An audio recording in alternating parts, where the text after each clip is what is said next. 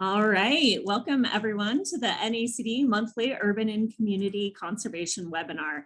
I'm Ariel Rivers, NACD's Pacific Region Representative, and I will facilitate this 1 hour, Urban and Community Conservation Webinar. Thank you for joining us.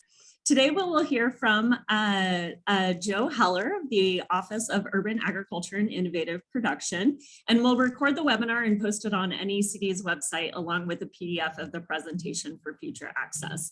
Please share it widely with anyone that may be interested in today's or previous presentations. After the presentations, we'll also have a question and answer session. Please type your questions in the chat box and I will read them out for the recording, and we'll address as many as we can in the time that we have. Now, Alex Schmidt, chair of our Urban and Community Resource Policy Group, which is part of our Natural Resources Policy Committee, will provide a few introductory comments. Alex? Good afternoon and welcome everybody, and thanks for making the time change to the afternoon instead of the morning. Welcome to the monthly Urban and Community Conservation webinar offered by the National Association of Conservation Districts through generous support of our sole sponsor, Scott's Miracle-Gro Company. These sessions are designed by NACD's Urban and Community Resource Policy Group, a subcommittee of district officials and partners charged with guiding the National Association's services and support for districts working in developing and developed areas.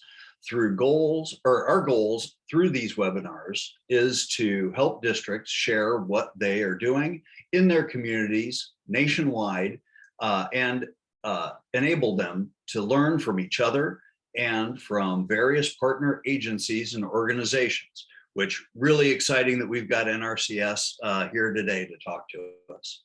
We appreciate the support of Scott's Miracle-Gro Foundation for making these possible. If you have a chance, please give us some feedback on the webinars, time change, any of those sorts of things, and let us know what topics you'd like us to cover in the future by contacting NACD staffer Ariel Rivers. And as always, please let NACD leadership know what type of assistance you would like from the National Association, from the Urban and Community Conservation work. Thank you for attending to this afternoon's webinar. And now back to you, Ariel.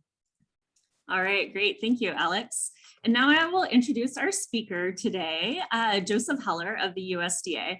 Joseph recently moved to his new role as Partnerships Liaison for the Office of Urban Agriculture and Innovative Production. As part of that role, he sits on our Urban and Community Resource Policy Group and also helps support NACD's Urban Agriculture Conservation Grant Initiative. He previously served as the State Urban Agricultural Conservationist for New York and is a very strong advocate for urban agriculture broadly and supporting underrepresented farmers. So it's a great pleasure to introduce Joe, and I'll go ahead and hand it over to you to get started. Thank you. Great. Well, thank you for having me, and thank you to all the participants here, the soil and water districts that are participating, as well as members of the public. So I do see some other names here, some folks that are with other offices of urban ag from the state level to some producers. So I'm really glad that you were able to join us here today as well. I did want to also note that the senior advisor to Chief Cosby is with us, Margaret Campbell, as well, I believe, as Rafael Guerrero, the interim director for the Office of Urban Agriculture and Innovative Production. At this time, Ariel, I could go into the presentation if everybody is introduced and we're ready to go. Great, thank you.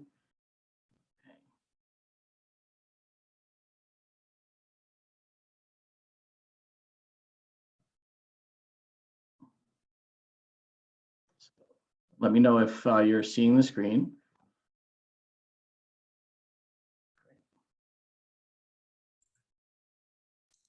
I'm seeing it. Great, thank you. I just had to bring up one other screen so I can navigate here. Okay, great. So again, this is the Office of Urban Agriculture and Innovative Production, and we are a unique office of the U.S. Department of Agriculture, and we're really happy to be housed with the Natural Resources Conservation Service. And Chief Cosby is leading the cause to roll out the initiatives of our office and the work that we do. And again, Margaret Campbell is the special assistant that's working with us. And we're really lucky to have her to be able to help us extend our reach across the department with the many USDA offices and agencies that are supporting our work. It's very important to recognize that with urban agriculture, there are many different things that the USDA can offer outside of production and conservation. So we want to keep everybody in sort of the mindset of and be open about what are all the different things that urban farmers and the communities that they work with would need to be successful in their efforts. So just a little bit for people that maybe aren't too familiar with urban agriculture. In the United States, motivations for encouraging urban agriculture include not just food security and developments of local and regional food systems, but looking at ways to reduce food waste, develop community prosperity, and also enhance or bring community and cultural experiences. Urban agriculture refers to the cultivation, the processing, distribution of agricultural products in urban settings, in many ways similar to rural areas, but we're seeing them in smaller and confined spaces. Oftentimes what we're seeing now is more suburban and urban farms reaching out to us for conservation work as well as other resources and materials for their farm. And we're also being introduced to a new sector of agriculture, which is large-scale commercial enterprise indoor and emerging agriculture. So where do we find urban agriculture? As you can see in this slide here, on the left-hand side, urban agriculture takes place in many different locations, such as backyard gardens, vacant lots next to highways, on top of and nestled in between buildings. And especially in between suburban housing developments where there are open spaces and larger areas than what might be in the city, but are on the urban fringe. We're also, again, just looking at the different innovations in agriculture that could be incorporated into some of these smaller settings, like a vertical farm, things like rooftops. And when we look at indoor controlled environments, that could also be things simply like growing mushrooms inside of a closed structure. So why is urban agriculture relevant? Well, as many of you have seen, like with the COVID-19 lockdown and threats that were exposed about the vulnerability of our food supply, it's no surprise that urban agriculture has really risen to the surface as a way that we can build back some efforts to have local and regional food systems. And that includes the many things like food waste reduction and having communities get better involved with the cycle of life. When we look at food, is 40 to 50% of our food that's produced is wasted. And what are the ways that we can work with communities to reduce the food that's wasted on the consumption side, right? Like teach people how to prepare and manage meals as well as preservation. And then when food is ultimately sent off from the kitchen, that it's either put into compost or it's sourced properly. So let me get into some of the guts of the Office of Urban Agriculture and Innovative Production. There are 4 statutes that the Federal Farm Bill has authorized for the office, and those are the Urban Agriculture and Innovative Production Federal Advisory Committee. We also have 2 pilot projects, and one of them happens to be new urban and suburban county committees across the nation. And then we also have another pilot project, which is increasing community compost and food waste reduction, as well as the Urban Agriculture and Innovative Production Competitive Grants. And I'll describe all of these in different slides as we move through the presentation. So on the Federal Advisory Committee, we're really excited that this has moved its way up to the Secretary's office. There was a competitive process which was put out through a Federal Register notice. We had over 300 interested nominees for this. So we had a process of USDA staff that came together, and through a matrix of vetting, they were able to narrow it down to recommendations that were submitted up through the chain of command.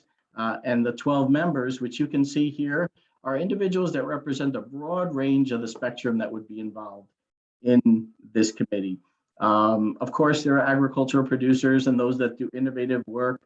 Some of the interesting pieces that's related to the work that we do would be institutes of higher education and extension. So our colleagues that represent that work, nonprofit organizations, and folks that are in business and economic development. The thing, of course, there's supply chain and financing entities as well, but I'm really excited about is I'm interested to see who the two individuals will be that are the related experience that the secretary decides is valuable to this team. So hopefully we're looking at having our first meeting before the end of the year. It's a complicated process. We did go through an administration change when all this stuff was happening. So we've been on, high octane to move all these projects forward on a limited staff. So on to the county committees.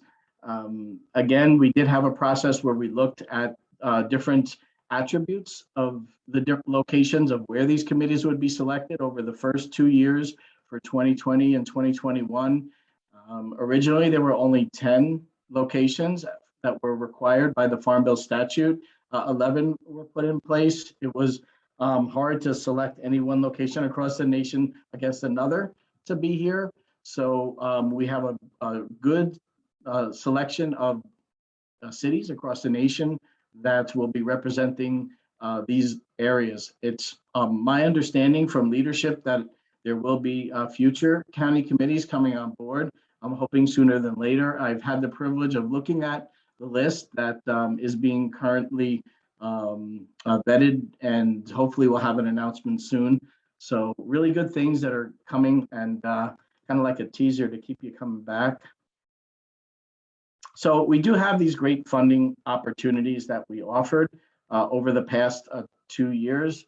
So the community compost and food waste reduction agreements, as well as the urban agriculture and innovative production competitive grants. And there were 2 parts of the competitive grants. One was for planning and the other one was for implementation projects. So a little bit about the pilot cooperative agreements. Again, it was a competitive process, and this had a limited eligibility requirement.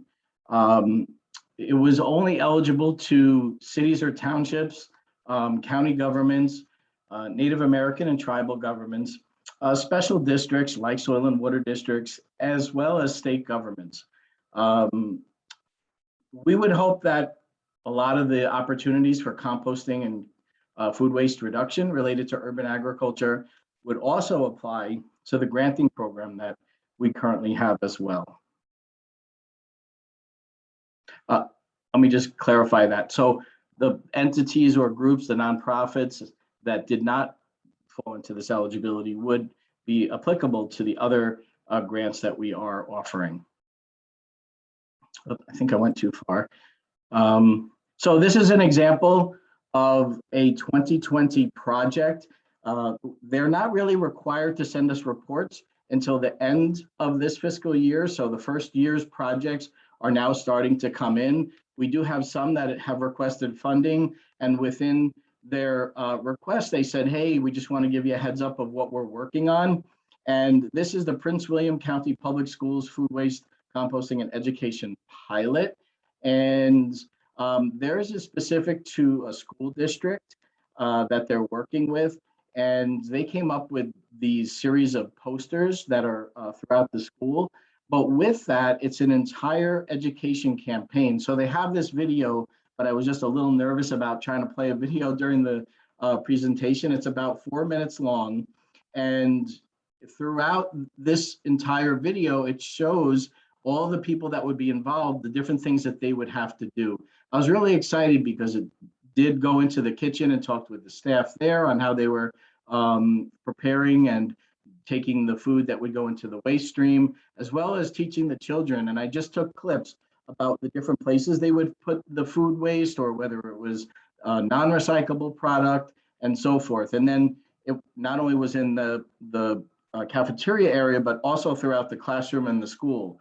Then it actually went to where the municipalities were within their Prince William County, how the staff would then manage the compost, and it was put through an entire process. Obviously, they have a sophisticated system here, as you can see in the bottom right-hand corner of this slide.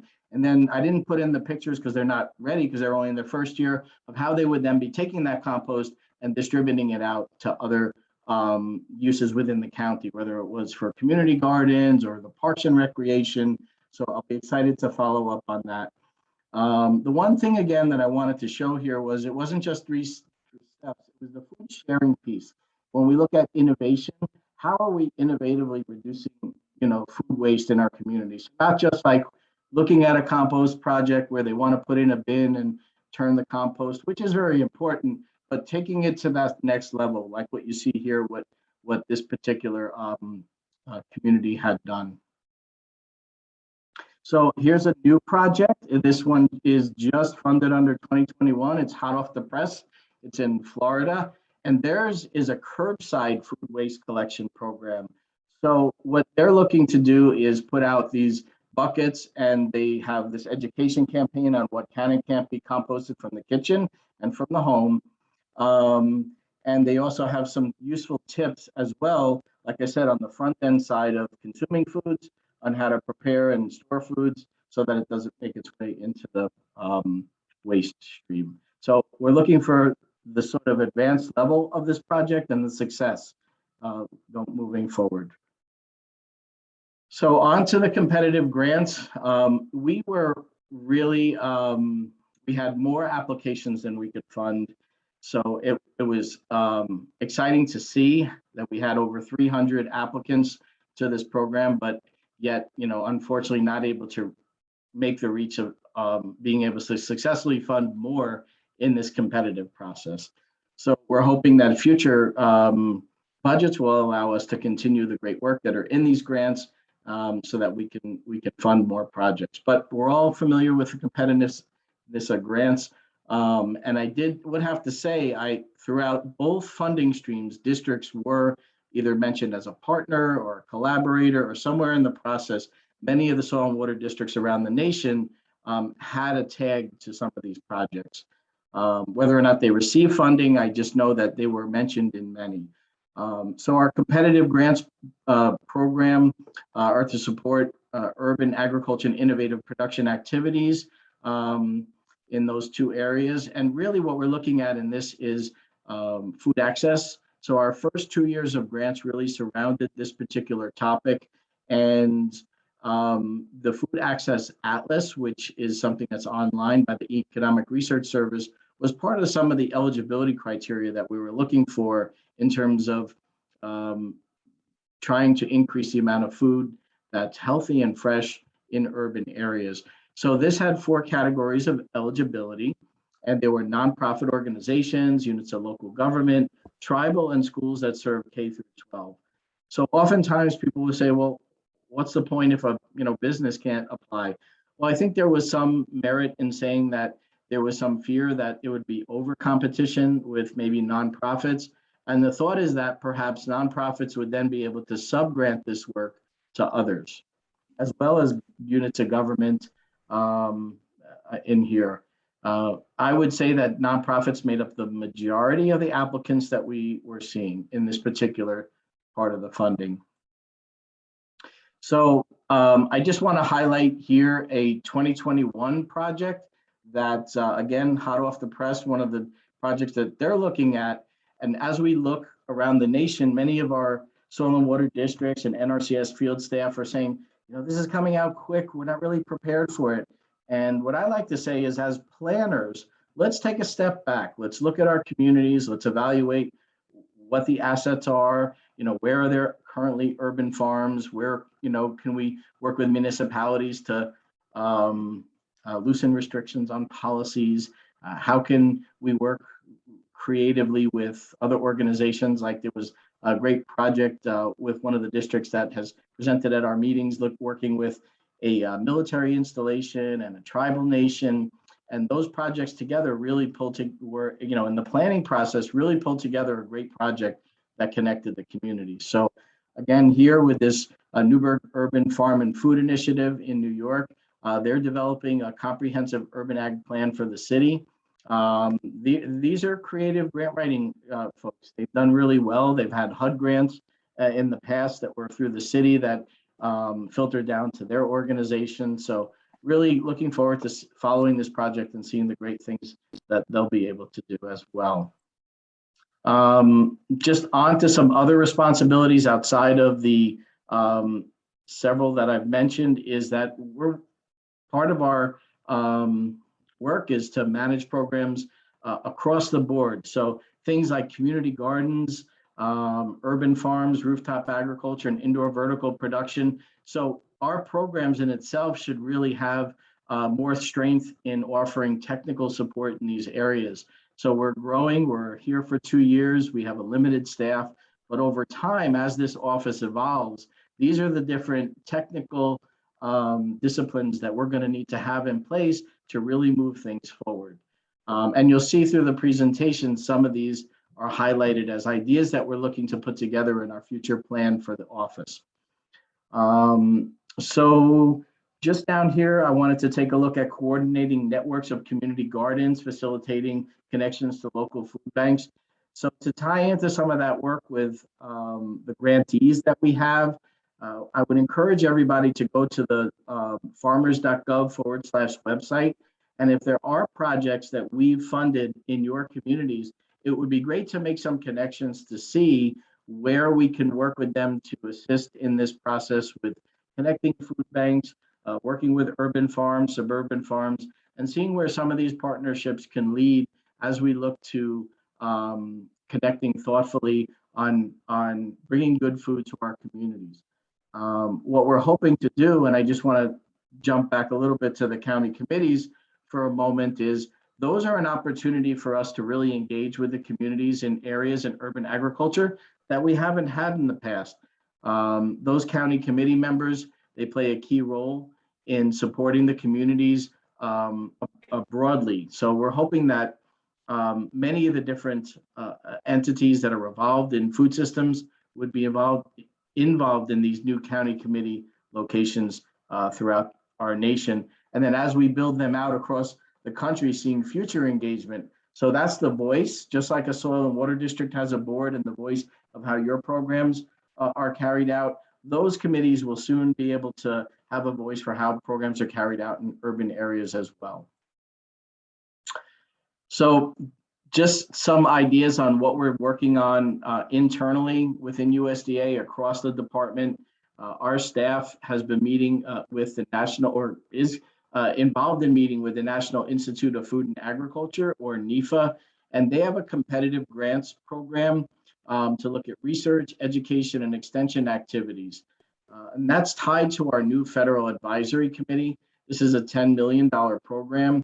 So when I mention extension, this is a way that they're going to be able to also assist and work side by side with NRCS, so water districts, to really carry forth a new wave of support for urban farmers. We do have our office has an internal advisory committee, and it's made up of 17 offices and agencies. And many of these members support us with the programs that they have within their agencies and department as we assist communities around the country. The Agricultural Marketing Service has what's called the Local and Regional Food Systems Working Group. And they're really taking a strong look at repairing our broken food supply system, as we saw from the pandemic and the shortages of food and transportation systems. So the key guidance that we can provide to them as they build their program is really important. There are several other places within USDA that have a main emphasis or an emphasis on some of these topics that I'm talking about today. So we have a great staff member. Her name is Jean Busby with the Economic Research Service, and she's all about food loss and waste. So she's been addressing this across agency lines, and we see the real broad connection that we can make in terms of supporting urban areas and the work that urban farmers can do in terms of utilizing compost from municipalities and supporting the efforts to reduce the issues of poverty and hunger in our communities. And then Food and Nutrition Service has a food access liaison. So many different initiatives that are emerging that we're trying to coordinate together. The National Ag Statistics Service of USDA actually has been, it's part of the Farm Bill for them to carry out a census of urban and emerging agriculture. But this is a topic that, it maybe we're taking a step back on, because we need to build what's called like a list frame. And, that's a full list of like, who are the stakeholders and the voices that aren't heard that would be answering what a census would be putting out. So, this is something, key partnerships that we have with NACD and the partners to make sure that those voices are heard, and your organization and the networks that you have could really help us as we, move forward with this plan to carry out a census of urban agriculture. The Forest Service of USDA has a great program. Their urban and community forestry team across the nation, they've been supportive of working with us, and they've also been overwhelmed with requests for what could be done in urban areas to increase support for things in climate change, social and racial equity, where communities are deforested and don't have the canopies and the cooling benefits of having trees, and the beauty and scenery as well. And it also goes across to having things like food forests and places that people can go to have a community garden in a place that's related to agroforestry and agroforestry products, whether it's woody plants, herbaceous plants, and even forestry materials for fiber. So really exciting things that we're working on. We have had an internal agency agreement with them in the past, and they did have 3 recipients of an urban agroforestry project that we supported. And then, of course, our relationship with NRCS. I don't certainly want to make it all about NRCS, but sometimes the work we do right now at these initial stages is very important with the NRCS. And we're looking at the practice scenarios and payment schedules to really see where we could maybe have an impact on making those changes. But I'd like to say, in this area, it takes time. Everything that we do in conservation planning has science behind it. So there are many disciplines within the USDA NRCS that are taking a look at these different options that we have, as well as new ideas and new practices that may be able to come along in the future. So I encourage states that if you have an idea, take a look at the Conservation Innovation Grants, because that's a great way to streamline and get practices put through the system that maybe are good ideas and are vetted and are ready for the next stage of what we can do to bring them on with NRCS. I know I'm talking fast and I apologize, a lot of information to put in. So you may have heard of some of these different programs. The FSA Beginning Farmers and Ranchers Coordinators, they work very closely with Urban Ag.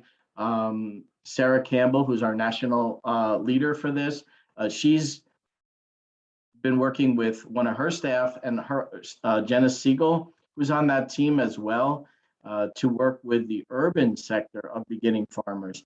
I would love to know if there's an urban rancher out there. If anybody knows of one, please send them our way. That would be super cool. But we do know that people work in urban livestock. We include bees, we chickens, and poultry.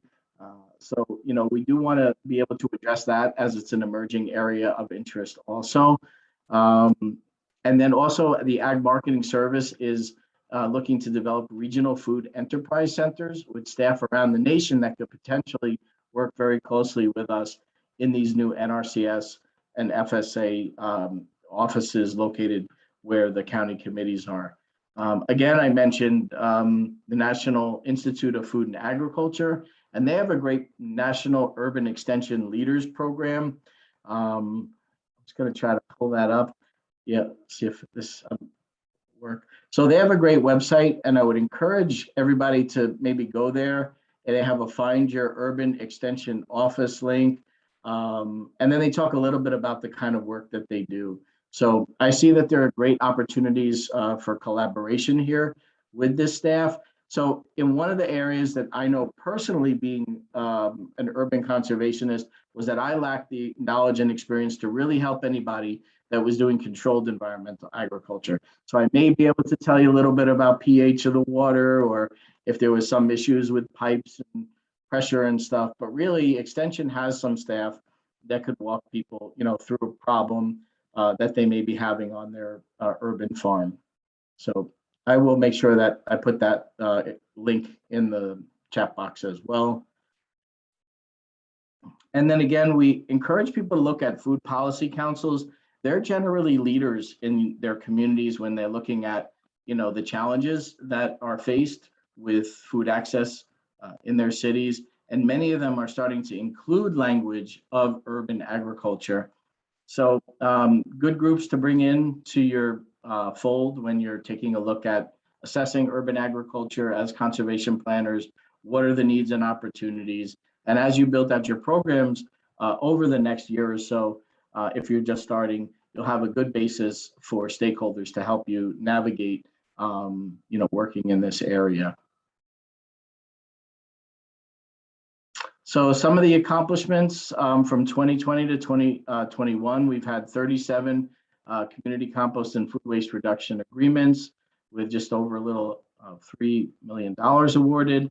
And then under the Urban Ag and Innovative Production grants, we had 31 with a total of 7.7 million awarded as well. As I mentioned, there are 11 urban county committees offices that were established, and we're really hoping to expand that number. So here are some examples of Office of Urban Ag collaborations that we have just with the NRCS. And many of you might be aware of the webinars that NRCS puts out, and we're hoping that we're going to be part of these in the near future. We do have one that's coming up very soon on equipment and tools that are scaled appropriately for urban agriculture, and I'll make sure that, Ariel, we get that information out. But again, just looking across USDA and the chief's initiatives with things like climate, we're working very closely on a climate adaptation and resiliency plan. We're also working closely with the National Conservation Planning Partnership, and many of you with districts may have been involved in the local working groups, but here we're hoping that those that are located in urban areas would have a special emphasis, and we can really strike up some good conversation on what's needed. There was discussion, and hopefully it's still on the table, working with Rich Dusterhouse on an urban planning handbook and training initiatives with the NACD.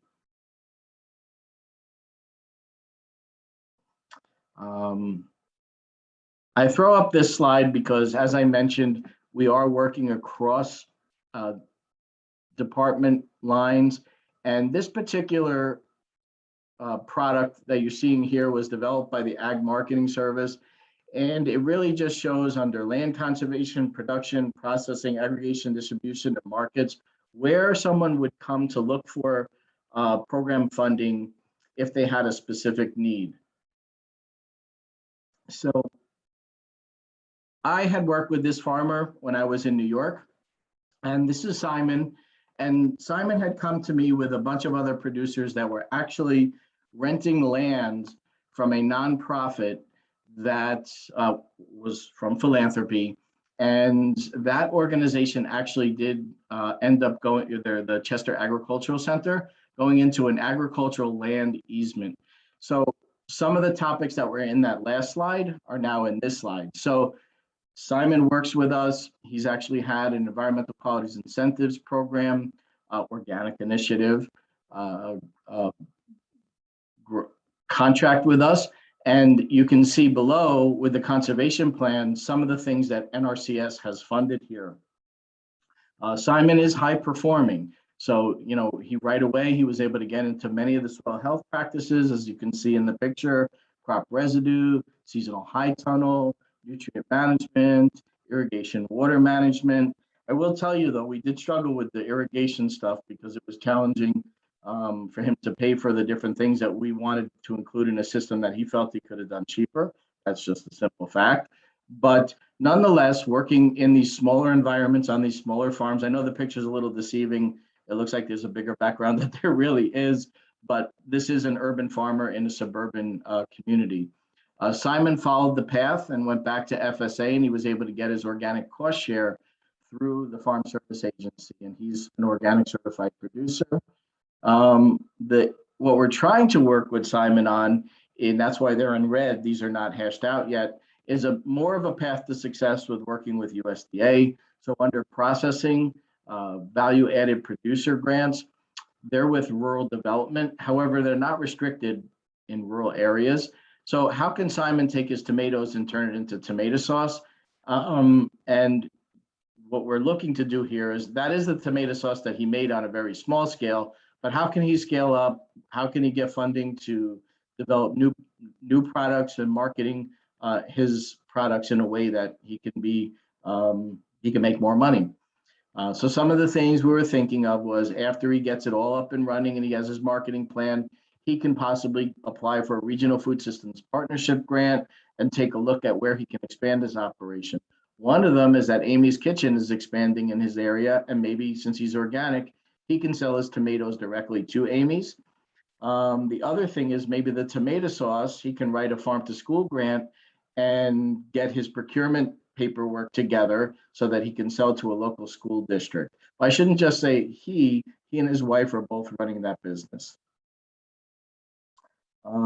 So that's kind of the pathway to success that we're hoping for all farmers, but in particular, we're talking about urban farmers in this subject. So that brings me to my next slide. Everybody wants to know, what is the definition of urban agriculture? So what I put here was just what is urban agriculture, because the word definition is really specific and we're just not there yet. So hot off the press again, NRCS staff have come up with a modifier that goes into our software for our conservation planners. And urban is going to be described as used when land is managed for food and or fiber production within a landscape predominated by residential, commercial, industrial, and transportation uses. So what that does in that definition is it takes out the population part of the language. And I really like it. I think it takes us into a place because we're really struggling where people say, well, if I live in a rural area and then I drive into town and there might only be 4,000 people, to me, that 4,000 is like a city, and that's urban to me. Whereas me, I'm from the New York metropolitan area, like nothing below 25,000 would be urban, but it is, because the census tells us that 2,500 and less is rural and everything above is considered urban, suburban, and fringe.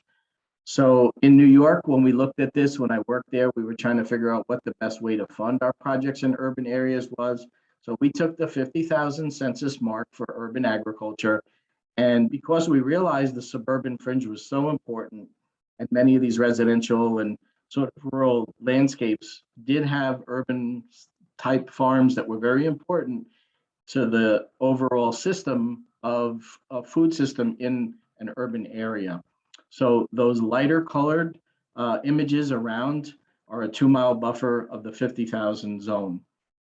So in Florida, you can see in the next map, they're just starting to look at their urban agriculture program, and they've just started an NRCS urban ag subcommittee. And this is the map that they're starting with when they're looking at where their eligibility is going to be for urban agriculture. So it could swell, of course, because Florida has a lot of density, but this is just where they felt that they could start and have a good program that would be successful without overextending their reach. So as we take a look again at, where's the best place for urban agriculture? How do we define it? And this low food access map, it could look at rural areas too, because many rural communities struggle with access to healthy, fresh food.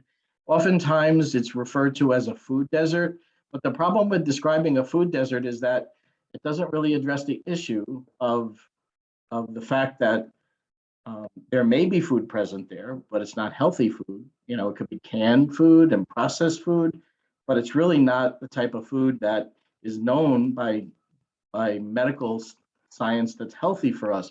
So things that are in canned food and processed food have different chemicals that are known to cause diabetes and other illnesses that are highlighted in urban areas. Like, for example, the Bronx has a very high rate of asthma and obesity and diabetes, and they could all be associated with the lack of fresh, healthy food. So on this map, and I apologize, some of the colors are a little light, but it does show in the darker areas, the higher locations where people have to travel a further distance to get healthy, fresh food because they don't have a supermarket in their area. And they may just rely on smaller stores like bodegas or fast food marts that don't have the ability to sell fresh food. This is a map that was created by NRCS as part of a larger mapping system that's taking a look at high priority areas for ranking and where we need to focus our funding on. But this one was specific to the urban ag team when we were looking at historically underserved and underrepresented participants. And again, this encompasses several maps. So we looked at zip codes and areas that were classified with low food access. Another map showed a pattern of economic decline between 2010 and 2016. And then we had a redlining zone map in here. So we're just trying to really figure out what are the real vulnerable communities. When you look at economy and food access and some other variables we can even throw in here would be climate, weather resilient, flooding areas and so forth. And as conservation planners, that's really important. During some recent storms, we were looking at how did Louisiana fare in those cities that may have been hit. We know that New York City, some of our urban farms did have some damage as well. So think about that. Now, how do we work with FSA and risk management on insurance? So it's complicated, but we're all pioneering this together. I had mentioned, the potential of working on community gardens in more strength. And we're really excited that perhaps the People's Garden Initiative could potentially return. We put in a proposal to say, hey, this was great. There were over 2,500 community gardens and school gardens in all 50 states. I think there were something like 1,500 partners that worked on this. So it could be a good initiative to bring back. We'd love to see districts have a People's Garden connected with NRCS or thinking, in the lines of what some of the new types of agriculture are. These are some of the initiatives that maybe like a vertical farm could be inside of your atrium or your soil and water district office as well. So on to my last slide, I just want to leave, this is my contact information, but there are several other staff members as well. So Leslie Glover is the Urban Agriculture Program Manager. We have 2 other detailees that are on staff with us. Our grants staff member is Jose Jimenez, and I believe he's on the call as well today. So he's the one that is helping us manage the 67 grants that we currently have. So I just want to thank all of you for having me and look forward to answering any questions.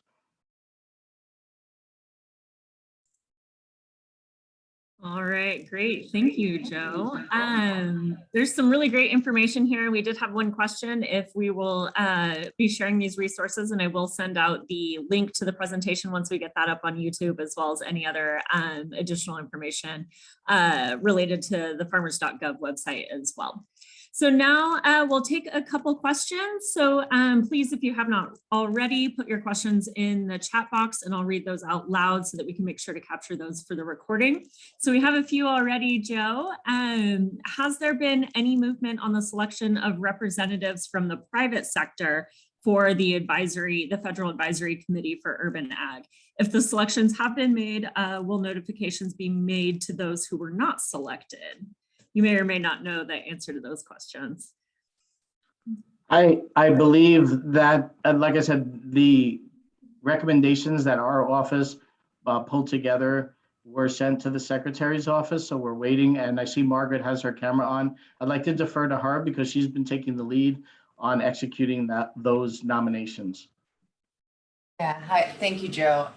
Yeah, we realize it's been a bit of a slow start getting the Federal Advisory Committee stood up, but we should have that announcement ready within the next month, and we will notify those who are not selected, as well as those who are selected. Excellent. Thank you for that information, Margaret. And you shouldn't apologize for it being a slow process. It's a great process to even have in place. So if it takes a little longer, then I think everybody's willing to be patient to make sure that we have good people in that situation. So thank you for that. All right, back to you, Joe. With regard to planning as part of the foundation of inventorying the types, location, need, and opportunity for urban ag, this question comes from a county that does not have a farmland preservation plan. Would funding be available to undertake that type of plan as the first step for developing urban ag in a heavily urbanized county that has already lost significant farmland, but are looking for new opportunities? Yeah, so in our request for proposals or notice of funding opportunity, we did keep the criteria quite broad and open, and land access certainly is one of the #1 issues that we're facing. The American Farmland Trust did receive one of our, was a successful applicant. And if you go to the www.farmers.gov/urban, it has a short description of that particular project. So we have funded land access projects in the past. All right, excellent, thank you. And so we're going to stay on the theme of grants for a minute here. Do you know of any resources that are available for funding larger commercial scale aquaponics facilities? Is that something that you've run into yet? I can tell you that there have been concepts brought in front of us as an office for where funding for that particular topic would come from. I think when you talk very large scale, I know there were some proposals put out for budgeting for revolving loan funds. If we're talking loans and not grants, on the loan side, Rural Development and Farm Service Agency have loans for those programs. Like our ceiling for grants is probably not with what some of those very large operations would consider as significant enough to fund, but we could and do fund projects for implementation under our granting program. Perfect, thank you. And then for both those grants, the implementation and planning grants, as well as the compost grants, those I imagine require community match, as many USDA grants do. Is that true? So great question. Only the compost and food waste reduction have a matching requirement, but the grants do not. Perfect. One of the things I want to mention too, and we don't say it often enough, is people say a lot of people can't do their projects because we can't get an advance and we have to pay out the money. The truth of the matter is it doesn't get announced that it's called an advance. It's a reimbursement, actually, just like you would put in a reimbursement when you're getting paid. So it's a request for an advancement on specific items within the grant that are necessary to get the project started. So it's something we have to do a better job of letting communities and nonprofits and others know when they apply. Yes, there is an option for an advance. It's just kind of in a different language, if you will. Yeah, absolutely. Thanks, Joe. And these are all good questions about the details of these grant programs, but of course, there's a lot of information on the farmers.gov website as well. And the next application period for those will probably be next summer. Is that correct for those grant programs? We're hoping sooner. We really got caught behind the 8 ball as our funding is annual funding. It has to be all done and completed by the 30th. So since we were all brought on staff around May, we were stuck doing it over the summer. So hopefully early spring, in the spring. Perfect. Yeah. So I encourage everyone that may be interested in those grant programs to make sure to stay attuned to farmers.gov, as well as press releases, et cetera, that come out of USDA as well as NACD. We often announce those grants as well, just to make sure that you're ready to jump on those when those opportunities do come up. All right, so switching gears a little bit here, Joe. In the urban definition that you shared, how does, say, an urban cut flower farm fit in, or something that may be agricultural production within a city's limits, but not necessarily tied to food production? I personally consider, Flora Culture, when you're in your production, to be part of horticulture, and you can make the case that it is part of production. I don't know that, we would necessarily discern if it was completely out of the question. I would hope that some medicinal components of that are in place when we take a look at healthy options for people, and if it is a flower farm and they have hives, there's the conservation side. So I believe that we could make the case that that particular production method would be included in our programs. Excellent, thank you. Next question. A lot of programs have emphasis on implementation, and a lot of what this individual is trying to do at NYRP, New York RP, if someone wouldn't mind putting that acronym in the chat box, that would be great, is train urban growers with the skills to grow food in urban contexts. Would this count as implementation for some of the grants that you're looking at?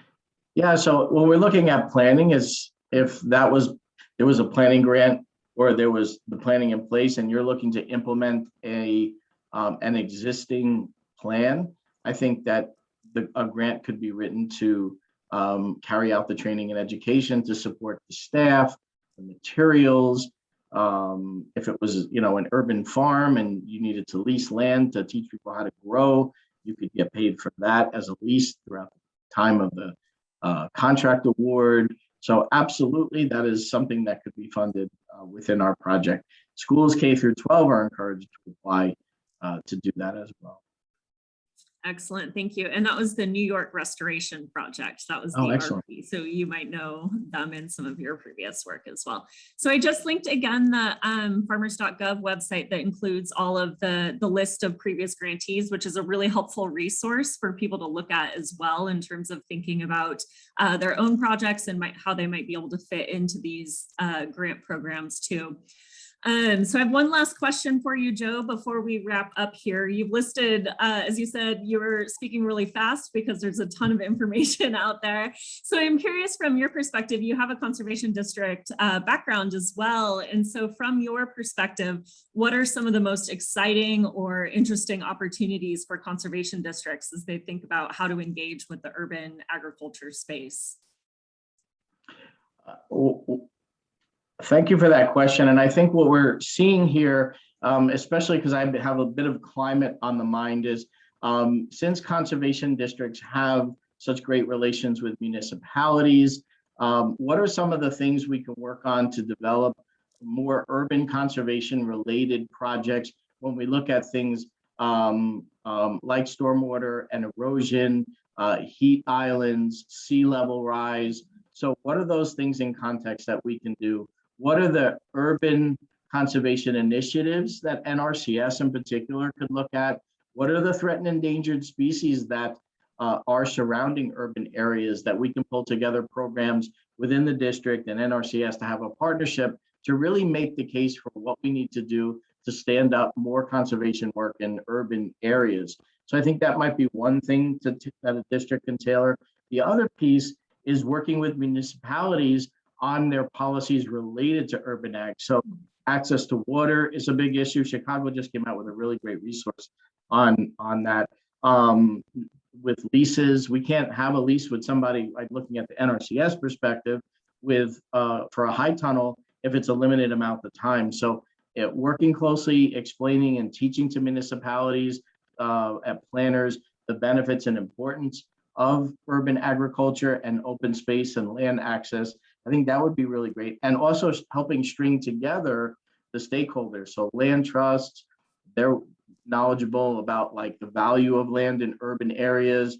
And then again, connecting like with food policy councils. I think those to develop a strong program.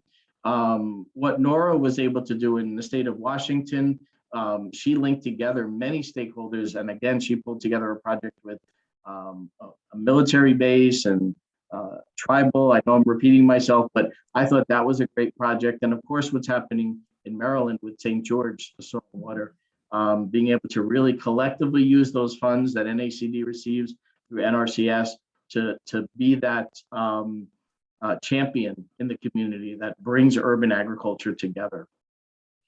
Excellent. That was a really robust answer, which I think hits on all aspects of conservation districts, not just the agricultural piece. So you mentioned municipalities, and a lot of our conservation districts work on stormwater, for example, as well. And there's huge opportunities to link with partners there, as you mentioned. And so I just want to say again, Nora's presentation that you mentioned, she's at Thurston Soil and Water, or Thurston Conservation District in Washington State. We featured her on a webinar last fiscal year. So for any of our attendees, please go check that out in fiscal year 2021.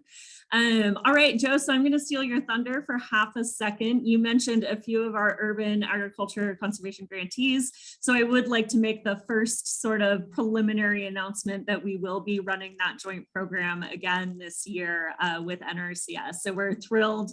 Thank you so much to the USDA for continuing that partnership with us, and we'll be announcing those applications hopefully soon in November for additional urban conservation grant opportunities for conservation districts. So we're really looking forward to that.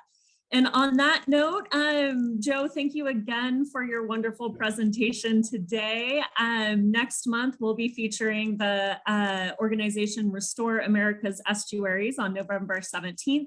They're one of our partners as well, and they will cover some coastal conservation issues as well as equity in the coastal conservation space. So we're looking forward to that one as well. So on that note, Joe, do you have any last final closing out words that you would like to share with the group? I just would like to mention that one of my team members, Suzanne Pender, is on the call. She may have jumped in after the introductions, but I just wanted to highlight that she's our public affairs specialist and is the one that's behind the website and other publications and things that you see on urban agriculture and written text and script. She's also a lead on revising the urban ag toolkit that we're working on, as the one that we currently have was out in 2015. So I look forward to speaking with everybody again soon. There's Suzanne. Excellent. Thank you, Suzanne, and thank you, Margaret, as well, and the rest of the USDA team that were able to join us today too and help support Joe through this wonderful presentation. All right, on that note, thank you very much, everyone, and we'll look forward to seeing you at the next monthly Urban and Community webinar. Thank you for joining us.